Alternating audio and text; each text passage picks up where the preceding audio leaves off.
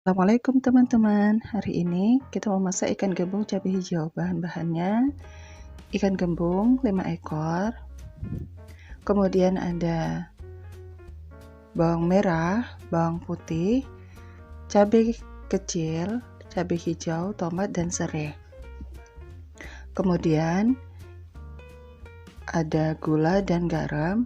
Terserah ya teman-teman, jika ingin menggunakan penyedap, terserah. Untuk kali ini saya tidak menggunakan penyedap. Kemudian ada minyak untuk menggoreng. Kemudian kita potong bawang merahnya juga. Kemudian setelah itu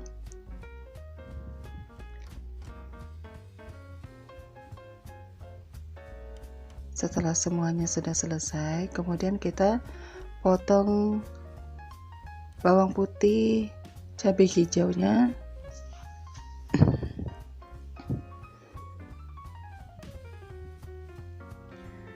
kemudian cabai merahnya. Ini terserah ya teman-teman, boleh menggunakan cabai rawit biasa ataupun cabai jawa atau cabai setan. Kemudian ada tomat, dan kemudian untuk serai itu cukup digeprek saja ya teman-teman ya. Hari ini tuh kita mau masak spesial. Kalau untuk cabenya terserah teman-teman, itu boleh banyak, boleh sedikit, tergantung sama sukanya pedas atau tidak. Setelah bumbunya selesai, kita panaskan minyaknya, kemudian kita goreng ikannya. Usahakan cari di pasar ikannya yang segar-segar ya teman-teman, karena mempengaruhi rasa maupun tekstur dari ikannya itu tersendiri.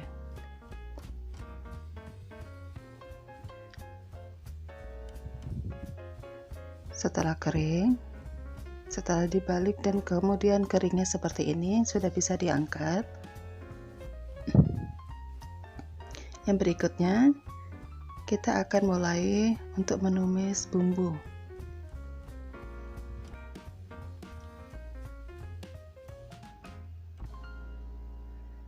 Tuangkan sedikit minyak. Untuk minyak jangan terlalu berlebihan ya, karena tidak enak nanti terlalu banyak minyak.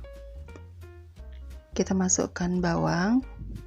Bawang ini kita masukkan duluan ya teman-teman, karena lebih wangi, lebih enak jika bawangnya sudah dimasak duluan.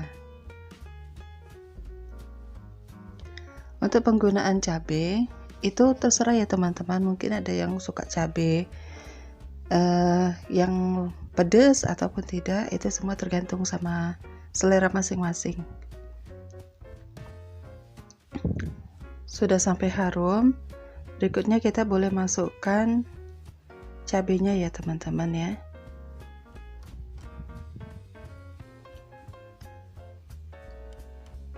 Di sini kita boleh menggunakan tomat ataupun tidak ya teman-teman, ini tergantung kita. Ini sesuai dengan selera kita untuk menggunakan tomat atau tidak. Tapi kalau saya untuk menetralisir pedasnya, saya menggunakan tomat. Seperti itu. Kalau untuk serainya itu digeprek saja.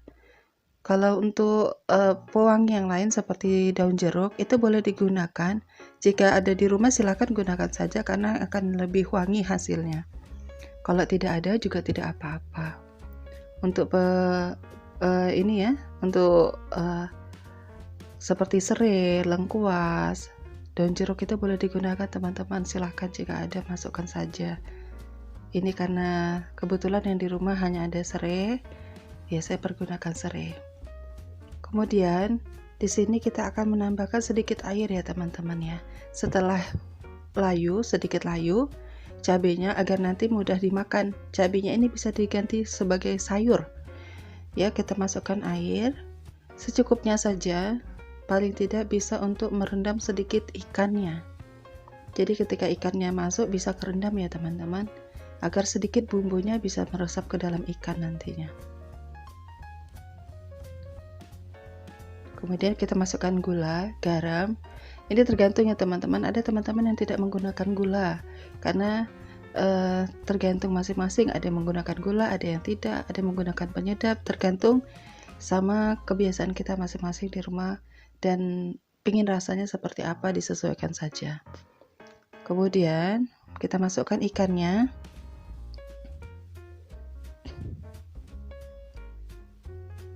Dia agak terendam ya teman-teman ya.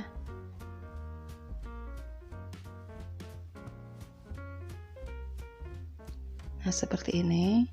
Nah, ini akan kita diamkan sebentar sampai airnya sedikit saja berkurang dan dari ikannya sendiri meresap bumbu yang ada di situ. Ini boleh kita rasa ya teman-teman, kalau kurang gula dan garamnya ataupun kurang bumbu yang lain silahkan boleh ditambahin, atau menggunakan kaldu jamur lebih baik ya teman-teman. Jika menggunakan semacam kaldu, boleh dengan kaldu jamur. Kemudian setelah kita rasain